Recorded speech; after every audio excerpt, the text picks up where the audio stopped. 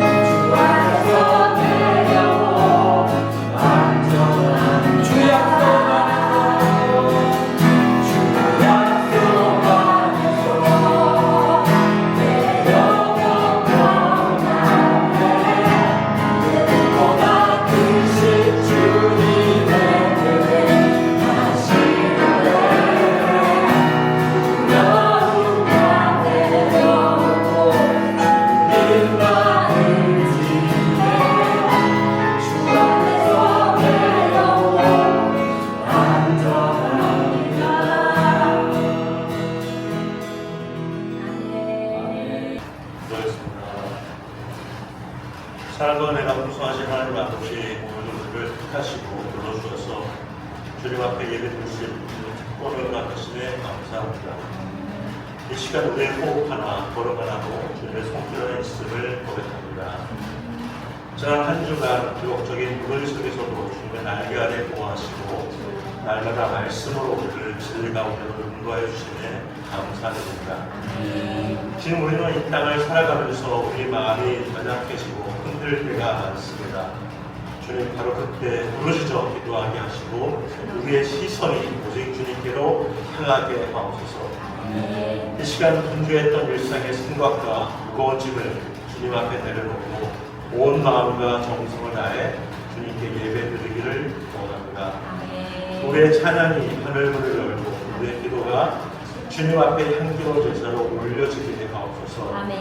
이 예배 가운데 성령님의 강력한 임재가 있게 하시고 메마른 심령마다 주님의 생수가 흘러넘치게 하옵소서. 오늘 선포되는 말씀을 통하여 우리의 마음이 새로워지고 믿음이 굳게 세워지게 하옵소서.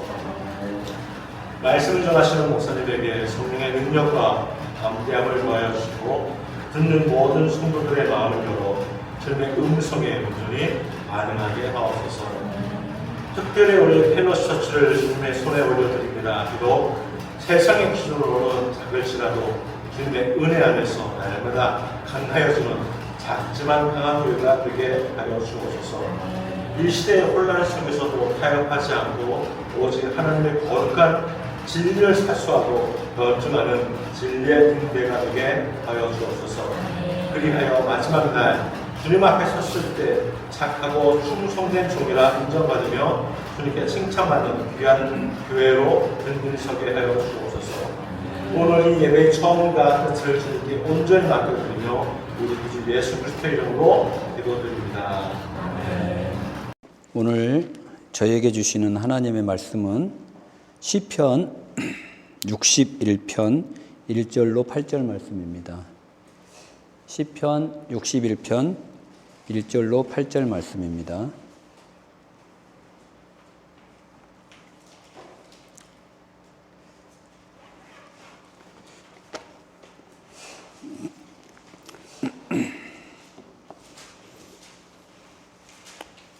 시편 61편 1절로 8절 말씀입니다.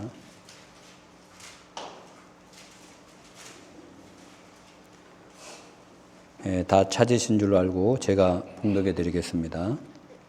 하나님이여 나의 부르짖음을 들으시며 내 기도에 유의하소서.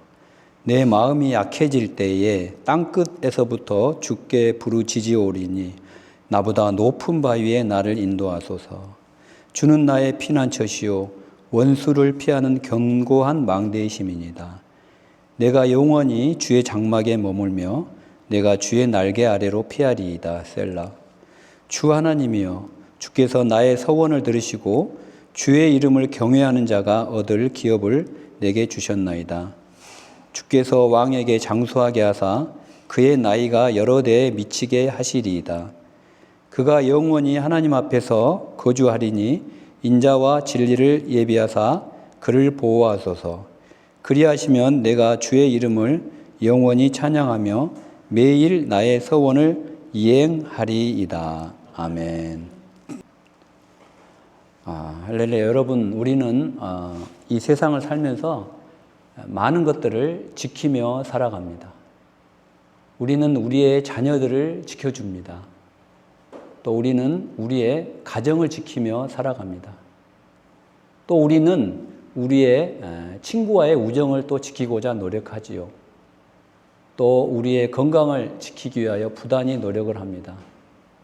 그뿐 아니라 우리가 가지고 있는 이 재물을 잘 지키고 또 더 나아가 더 많은 돈을 갖고자 열심히 지키고 노력하며 살아갑니다. 이렇게 우리가 지키고자 하는 것에는 공통점이 있는데 그것은 바로 그것들이 우리에게 소중한 것들이라는 것입니다. 우리는 소중하지 않는 것들을 지키지 않습니다.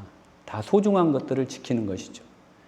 그런데 성경은 우리에게 너희는 자녀를 지키며 살아라. 건강을 지키며 살아라. 돈을 잘 지키며 안전한 은행에 잘 저축하며 살아라. 이렇게 말하고 있지 않습니다. 오히려 성경은 우리에게 잘 지키며 살아라고 하는 것이 하나 있는데 그것은 우리의 마음이라는 것입니다. 우리의 마음. 그래서 잠언 4장 23절에 보면은 모든 지킬 만한 것 중에 더욱 내 마음을 지키라. 생명의 근원이 이에서 남이라 라고 말씀하고 있습니다. 마음을 지켜야 하는 이유는 잠언 기자의 고백처럼 생명이 그 마음에서 나온다라는 것입니다. 그래서 이 마음을 지키냐 못 지키느냐가 사람의 생명을 죽이기도 하고 살리기도 할 수 있다라는 것입니다. 에릭슨이라고 하는 심리학자는 사람이 태어나서 죽을 때까지 총 8단계의 발달 과정을 거친다고 합니다. 그런데 그 중에서 영유아기, 그리고 청소년기, 그리고 중년, 노년기 이렇게 총 3번의 발달 단계에서 인생의 위기가 찾아온다고 말하고 있습니다. 그런데 그 위기의 원인을 잘 살펴보면은 대부분의 인생의 위기가 바로 자기의 마음을 잘 지키지 못하고 그 마음이 흔들리는 데서 기인한 것이라고 합니다. 오늘 우리가 읽은 본문의 다윗도 지금 노년에 마음이 흔들리고 있습니다. 오늘 본문의 배경은 다윗이 자기가 사랑하는 아들 압살롬으로부터 쿠데타를 당하여 배신을 당하여 이제 왕위에서 쫓겨나 성전에서 쫓겨나서 맨발로 거친 광야로 도망친 그런 상황입니다. 사랑하는 아들이, 믿었던 아들이 자기를 배신하고 쿠데타를 일으킨 거예요. 그리고 아버지인 자신의 등에 비수를 꽂아버린 것입니다.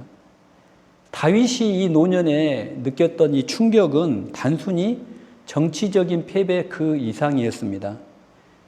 자신이 평생 살아왔던 그 존재의 뿌리조차 흔들려버리는, 뽑혀나가는 영적 파탄인 것이었습니다. 지금 다윗의 마음은 흔들리다 못해 뿌리가 뽑혀나갈 듯 하고 있다는 것입니다. 그러면서 오늘 본문 1절로 시작합니다. 다윗이 하나님이여 나의 부르짖음을 들으시며 내 기도에 유의하소서. 다윗은 자기가 왕이기 때문에 자기가 부르짖을 대상은 하나님밖에 없다라는 것입니다. 누구에게 민원을 놓고 항변을 하려면 자기보다 조금 더 힘이 세고 권세가 있는 사람에게 이렇게 호소도 하고 항변도 하는데, 다윗은 자기가 왕이기 때문에 자기보다 높은 사람이 없어요. 그래서 이 억울한 일을 항변할 곳은 오직 하나님밖에 없는 것입니다. 그래서 지금 하나님께 부르짖고 있다라는 것입니다. 부르짖고 있어요. 지금 하나님께 부르짖고 있어요. 다윗은 사실 자기가 많이 가진 줄 알았어요. 자기가. 그리고 다 된 줄 알았어요. 이제 사울도 죽었어요. 자기를 죽이려고 쫓아다녔던 사울도 죽어버렸고, 이제 탄탄대로의 그런 꽃길만 걸을 줄 알았는데 아니더라는 거죠. 아니 내가 왕인데 내 마음대로 모든 것을 할 수 있는데 내 마음이 이렇게 흔들릴 날이 올 줄 그 누가 알았겠습니까? 그런데 여러분, 다윗이 위대한 것은 이렇게 그의 마음이 흔들리고 인생이 흔들릴 때 그가 기도했다라는 것입니다. 그것도 부르짖으며 하나님께 기도했다라는 것입니다.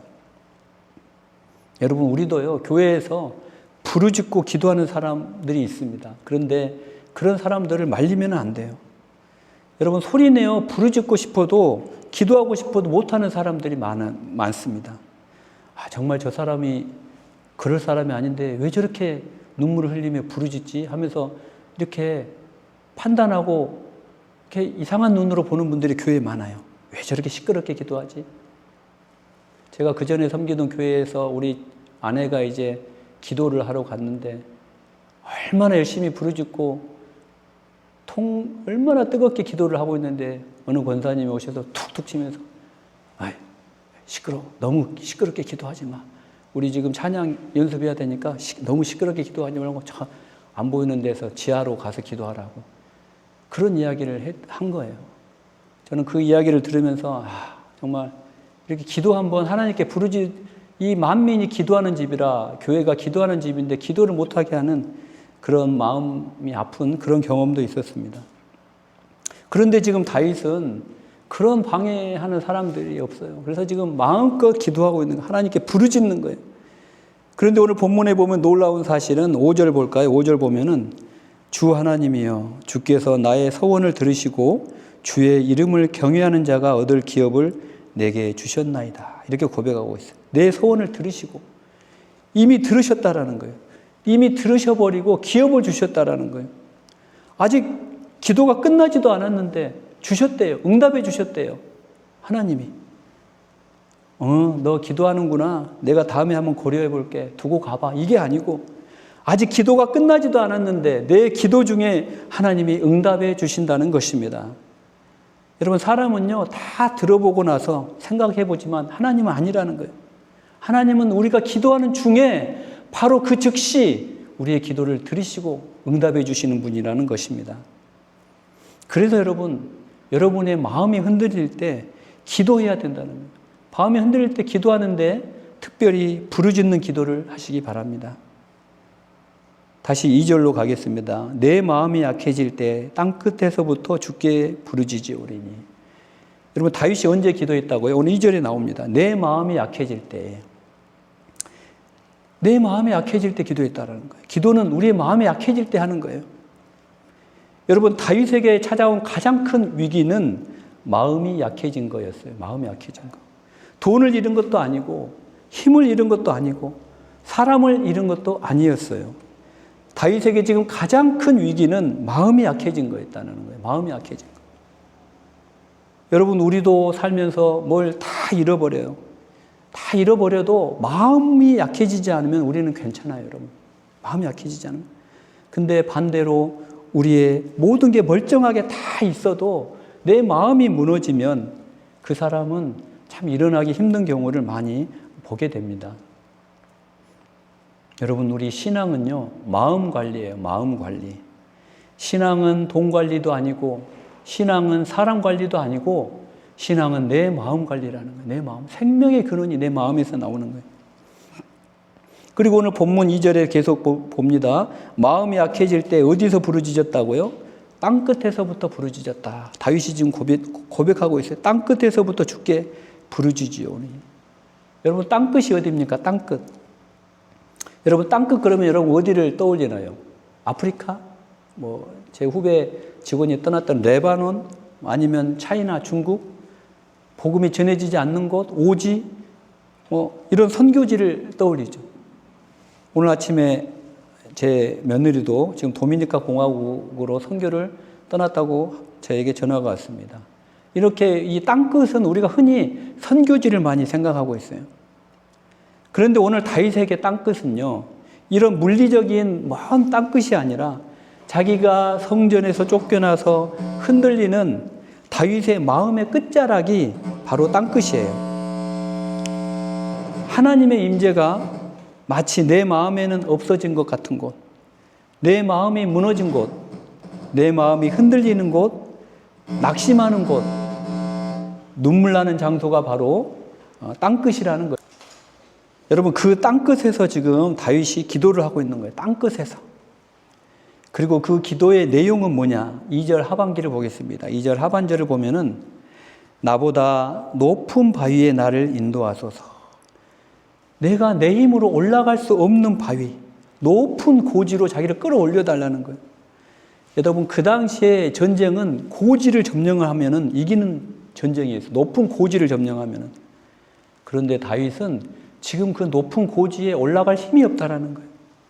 그러니 하나님, 변하지 않는 반석 되신 하나님이 나를 높은 고지로 좀 번쩍 들어 올려주세요. 도와주세요. 지금 나는 높은 바위에 있지 않고 땅끝에 있습니다. 주님, 나를 좀 끌어올려 주세요. 이게 지금 다윗의 기도라는 것입니다. 여러분에게 땅끝은 어디입니까? 다윗은 여러분 지금 두 가지를 잃어버렸어요. 두 가지. 첫째는 왕의 자리를 빼앗겨 버렸어요. 그 빼앗긴 왕의 자리, 그 자리가 바로 땅끝이에요. 또 두 번째는 아버지의 자리를 빼앗겼어요.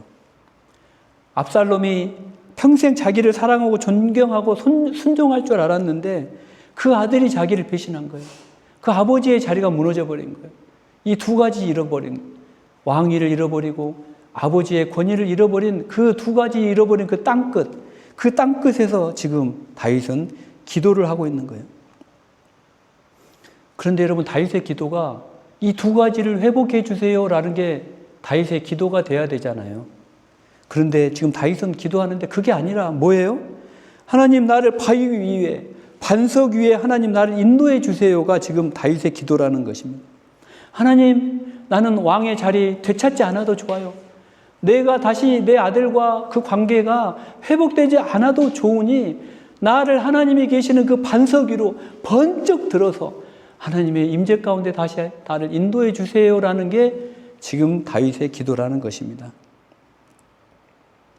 잃어버린 내 자리를 다시 찾게 해달라는 것이 아니고 하나님과의 관계가 회복되면 이 모든 것은 상관이 없습니다라는 게 다윗의 기도라는 것입니다. 여러분, 이게 기도의 정석이에요. 정석. 여러분도 아마 배웠을 텐데 저도 고등학교 다닐 때 수학의 정석, 홍성대가 쓴 유명한 수학의 정석 1, 2 가지고 공부를 했어요. 모든 학생이 이 수학의 정석으로 아마 공부를 했을 거예요. 그거 바이블처럼 공부했어요. 그런데 여러분, 수학만 정석이 있는 게 아니라 기도의 정석도 있다라는 거예요. 그 시편에서 기도의 정석을 보여주는 편이 바로 오늘 시편 61편이라는 것입니다. 기도의 정석을 가르쳐주고 있어요. 우리의 마음이 흔들릴 때, 우리의 신앙이 흔들릴 때, 우리가 인생의 위기 앞에 부르짖고 기도해라.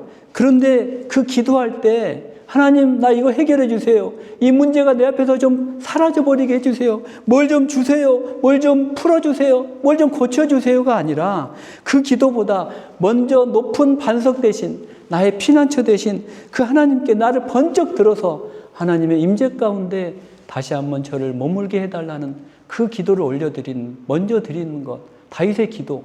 이 기도가 기도의 정석이라는 것입니다. 여러분, 제가 엔지니어로 일할 때 했던 발전소 설계에도 정석이 있어요. 발전소 설계에도. 여러분, 발전소를 운전하고 있는 운전원들이 가장 두려워하고 긴장하는 순간이 언제인지 아십니까? 바로 흔들림이 감지될 때예요. 흔들림이. 배관이 미세하게 흔들리고 거대한 터빈과 중요한 기기들이 이제 조금씩 아주 조금씩 흔들릴 때 그때 운전원들이 엄청 긴장하고 이제 무서워한다는 거예요. 이거는 이제 조금씩 흔들리지만 이거는 조금이 지나면 큰 사고로 이어질 수 있다는 전조 증상이기 때문이에요. 여러분, 이 기기의 흔들림은 이 기기가 갖고 있는 자체의 고유 진동수, 그리고 외부에서 흔들리는 진동의 주파수가 딱 일치할 때, 즉 공진이 발생할 때 발생하는데, 근데 그 해결책은 의외로 간단하다는 거예요. 의외로 간단해요. 이걸 모르면은 발전소가 큰 사고가 나는데 그 공진을 해결할 수 있는, 흔들림을 해결할 수 있는 중요한 설계 정석이 아주 간단한 데 있다는 거예요. 바로 이 요만한 댐퍼라고 하는 조그만 쇠조각을 그 옆에다가 흔들리는 기계 옆에 탁 붙여만 놓으면은 이 공진 주파수를 벗어나게 돼요. 그 즉시 흔들림이 멈춘다라는 사실이에요. 이게 흔들림을 제거하는 발전소 설계의 정석이라는 거예요. 이 흔들리는 기계를 뜯어보고 이게 뭐가 고장나지 고쳐보고 막 분해해보지 않아도 돼요. 그냥 외부에서 조그만 쇠조각을 흔들리는 기계에 탁 붙여만 놓으면 흔들리지 않는다. 신기하게도 그 흔들림이 딱 멈춘다니까요. 여러분, 우리 인생도 마찬가지예요. 우리 인생이 흔들리고 풍파에 막 흔들릴 때, 내 인생이 왜 이러지? 나는 왜 나의 인생은 이 모양 자꾸 정말 변하지도 않고 발전하지도 않고 자체가 필요가 없다라는 거예요. 내 인생을 자꾸 뜯어 고쳐보려고 막 노력하지 않아도 된다라는 거예요.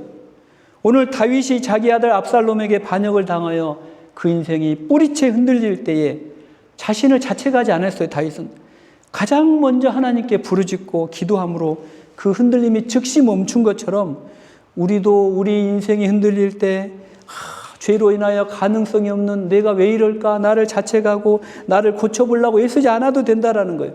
그냥 기도라는 댐퍼를 외부에서 붙이기만 하면은 그 즉시 기도가 응답되고 우리의 흔들림이 멈춘다라는 사실입니다. 여러분, 도종환이라는 시인이 쓴 시가 있는데 흔들리며 피는 꽃이라는 시가 있어요. 그 시에는 이런 소절이 나오더라고요. 흔들리지 않고 피는 꽃이 어디 있으랴. 이 세상 그 어떤 아름다운 꽃들도 다 흔들리면서 피었나니, 흔들리면서 줄기를 곧게 세웠나니 흔들리지 않고 가는 삶이 어디 있으랴. 여러분, 흔들리지 않는 삶은 없다라는 거예요. 흔들리지 않는 삶은. 우리가 광야와 같은 인생에서 흔들리는 것이 여러분 꼭 나쁜 것은 아니에요. 여러분, 나무는 흔들리면서 그 뿌리를 더 깊이 내린다고 합니다. 전혀 흔들리지 않는 나무가 강한 나무가 아니라는 거예요.